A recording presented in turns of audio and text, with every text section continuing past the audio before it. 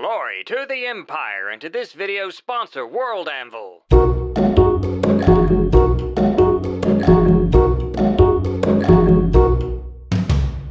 Hey guys, don't worry about me. I'm doing fine. Just here to give every writer a video on writer self-care because I'm like a master at self-care and writers tend to be really bad at it. In fact, seems like everyone's really bad at it these days, but worry not because I'm here to lead all writers to proper self-care. Skeptical? I'm a person on the internet. You can trust me. Clearly, I've gotten everything together, especially the cherry-picked parts I choose to put on social media that reinforce that image. It's not like my entire life is a shallow facade that could crack under even the most casual glance. No, I can hide all that behind a thin veil of false confidence. But hey, most people won't know the difference, so let's do this. Now, why do writers in particular need an episode on self-care? Is it because writers are statistically more prone to anxiety, depression, substance abuse, and suicide? Is it because that mainstream culture has a bad habit of romanticizing the self-destruction and suffering of writers and other creative types? Actually, it's because I care. I care so much that I'm going to exploit this parasocial relationship for my own ends, which is good because being way too invested in a parasocial relationship is definitely the first good step on proper self-care. It certainly isn't because I plan to cynically exploit the bottomless need for self-help videos and articles that litter the internet so I can get a piece of that pie. Besides, if they can pollute the internet with useless fluff pieces on connecting with your feelings, then so can I.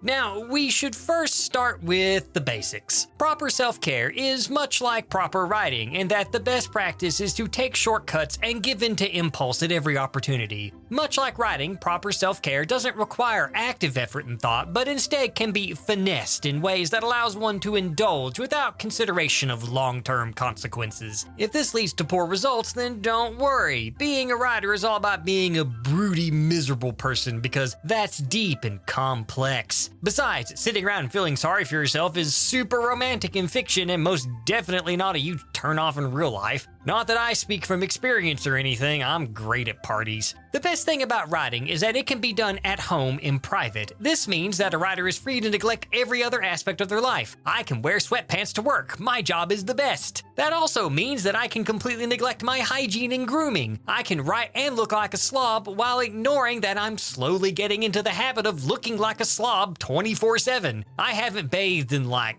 I don't know, half a year, 2 years? And now people don't want to talk to me for some reason. Wonder why. It can't be me. Now that my hygiene is a mess, the next best step in self-care is to transform my external environment to represent my internal one. Be sure to let your writing desk become increasingly cluttered with junk and even food crumbs. Or even better, just leave half-empty soda cans on your workstation for weeks and weeks until the things living in them develop bronze tools. For extra points, allow the slovenly lack of housekeeping to extend to the entire house and let my living space descend into squalor. Unless I'm editing, of course, then all of a sudden household chores become priority number one because at least I'm not editing. But it's not enough to completely neglect both body and environment, but a writer should also discard any concern about their mental well-being as well. And as we all know, the internet is an easy place to maintain good mental health and isn't a machine that is basically monetized suffering on a global scale. It is important that all writing sessions be constantly interrupted by frequent doom scrolling. It should be easy to maintain a positive outlook in a place awash with poser cynics and alarmist doom-mongering clickbait articles. Man, all this reality is bringing me down. Maybe I need a way to cope. And by cope, I mean pick up new bad habits. In the battle against self-destruction, the best strategy is to give self-destruction all of the weapons it needs to use against you, like drugs and alcohol. Besides, I get super creative when I'm abusing substances. Is this because drugs and alcohol often remove inhibitions and thus dull my inner critic? Of course not. Obviously, these substances just magically make me more creative and not sound like a complete idiot who lacks a filter. You know, with all these bottles piling up, I'm starting to think I might need Professional help. Now, the best thing about professional help is to simply assume that the professionals will fix all of my problems for me without any effort on my part. Surely I can just get a pill that can magic away most of my problems. Best to assume that therapy will fix my deep-seated personality issues rather than simply provide me with a new perspective that might allow me to better manage my conditions. Professionals can only meet me halfway, and then I can just sit at the halfway point before discarding all of their treatment plans. I don't need ongoing treatment. I need an instant fix that doesn't require me to actually do anything myself. Just like I don't need a consistent sleeping schedule. Now, working at night can actually be a pretty good time to set aside for writing since no one's going to bother you. That, of course, means that it gives a writer a great excuse to completely ruin their sleep schedule and then wonder why I'm tired all the time. Can't be that I vary my sleep patterns by 3 to 4 hours every day and that the most exercise I've ever gotten was struggling to open a candy bar wrapper. Sedentary lifestyle is the life. Nothing like sitting around and watching as my mind and body wither from an excessive diet of junk food and reality television. Cook an actual decent meal every once in a while. Actually pay my bills on time. Nah, just let everything keep piling up until it all comes crashing down in a beautiful cascade of self-inflicted catastrophe. I'll just be sure to alienate all my friends and family beforehand because safety nets are for weak-willed losers who actually admit vulnerability, not like the cool, collected cynic I am. Besides, I have to keep pretending I have everything together by constantly posting how great everything is on social media and give my audience the impression that I alone possess the secret to happiness and fulfillment. Though behind the veil, I am in fact a self-destructive narcissistic mess that's addicted to the cycle of positive reinforcement that social media platforms use to maximize their ad revenue. I must have those internet points that are worth a whole $0.00. How else will I judge my value as a person? Now, if you've properly followed my instructions, a writer should be an exhausted, isolated, stressed out, anxious substance abuser with numerous health issues and on the verge of a complete meltdown.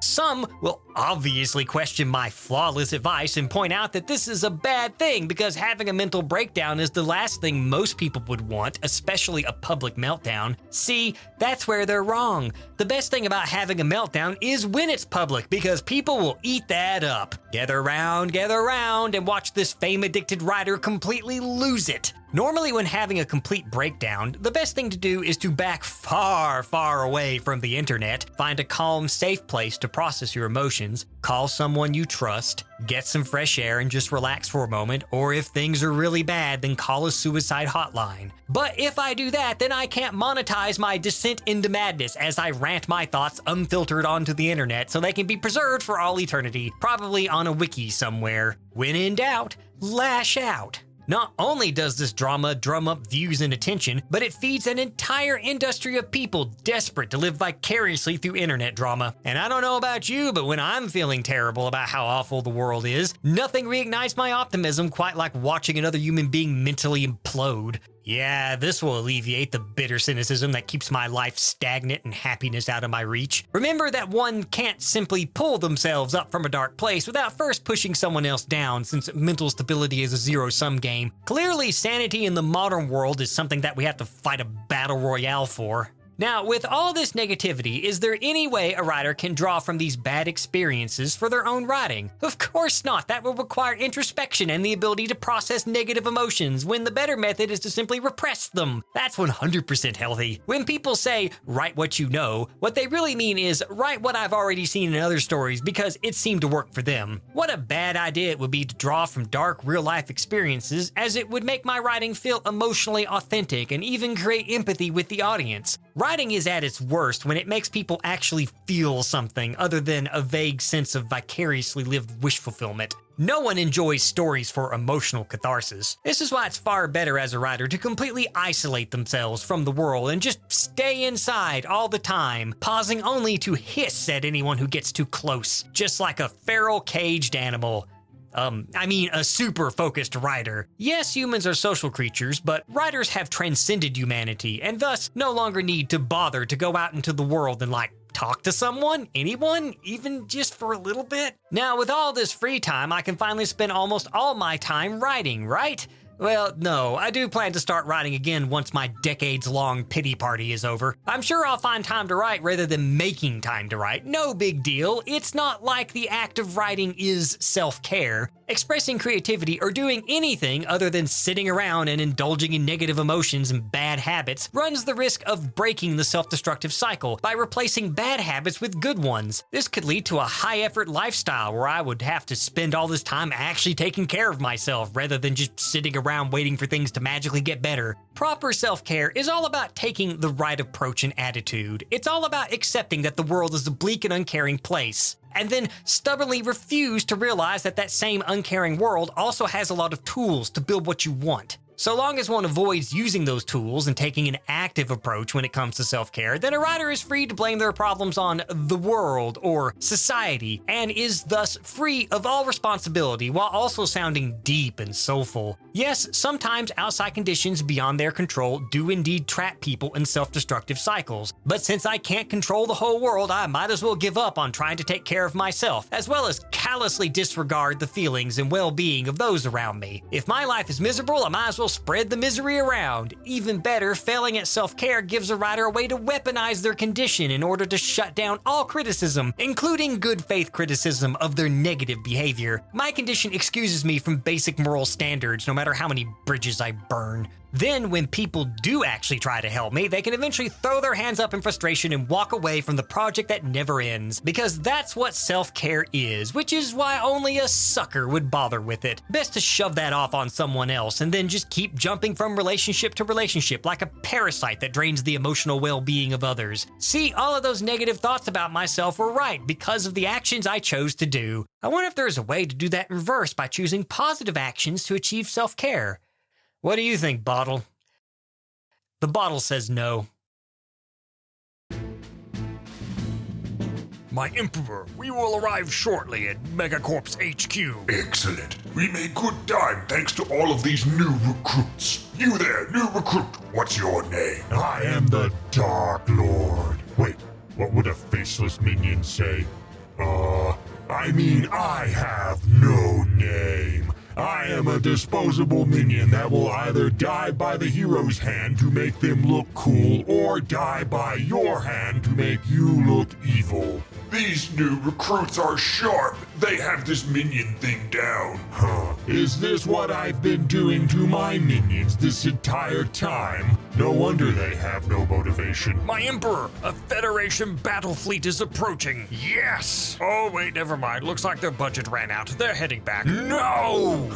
Spineless bureaucrats. Speaking of which, contact Megacorp so that I may demand their surrender before I blow up their planet. Don't you mean to demand their surrender or you'll blow up their planet? I know what I said. Thank you for calling Megacorp Customer Service. All of our available operators are currently busy and will be with you shortly. Your call may be monitored for quality assurance. Do you have a problem? Megacorp Zombies can solve that problem. Zombies solve all problems by turning them into more zombies. Protect your investment by letting it multiply. Thank you for calling Megacorp Customer Service. My name is Steve. How can I assist you today? I am the Emperor. My fleet will soon enter orbit over Megacorp HQ. Surrender the sponsors to me and then be destroyed. Thank you for your interest in Megacorp Defense products. So if I understand you correctly, you need assistance with our Megacorp Death Fleets. Am I correct? Would you also be interested in a Megacorp zombie bioweapon? What? No! Understood. I'll add a zombie to your total. So far, you have a Mega Fleet, Mega Zombie Starter Pack, as well as a 4-year protection plan on all Mega products. I didn't want the protection plan. Of course, sir. I'll up that to an 8-year protection plan, no problem. That also comes with a complete premium subscription to our Mega Service. With our Mega Service, you can... Look, Steve, I'm just here to take the source of the sponsor, like this video sponsor, World Anvil. Behold its power to flesh out an entire fictional world and its character connections with a web of interconnected articles. World Anvil is a world-building toolset that allows for detailed creation of fully realized settings for tabletop gaming, novel, video games, or comics. Keep track of diplomatic intrigues, build family trees, detail historic timelines, and more for historical fiction, fantasy, or science fiction. A built-in campaign manager and novel writing software software allow for direct integration with your world building, making it easy to access information in keynotes while running a tabletop game or writing. Privacy controls allow you to work on your own or as a team with your fellow players, readers, or even Patreon contributors thanks to World Anvil's integration with Patreon, Ko-Fi, or even your own storefront. Try the free version or go for guild membership that offers a host of extra options including comprehensive privacy settings, presentation options, co-authors, and more. TWA fans can go to worldanvil.com/terrible writing advice, and for a limited time you can use the code terrible writing advice at checkout to receive 40% off any 12-month membership. Link is in the description below. Do you see now, Steve? Do you think Megacorp can stand against such power? You shall share the same fate as all those foolish enough to follow in the path of customer service. Death. Sir, as a Megacorp customer service representative, I pray for the sweet release of death. However, if you have a complaint, I can switch you over to someone better able to assist you. Finally. I'll switch you over to the zombie department. This is getting us nowhere. General, prepare your troops for a ground assault.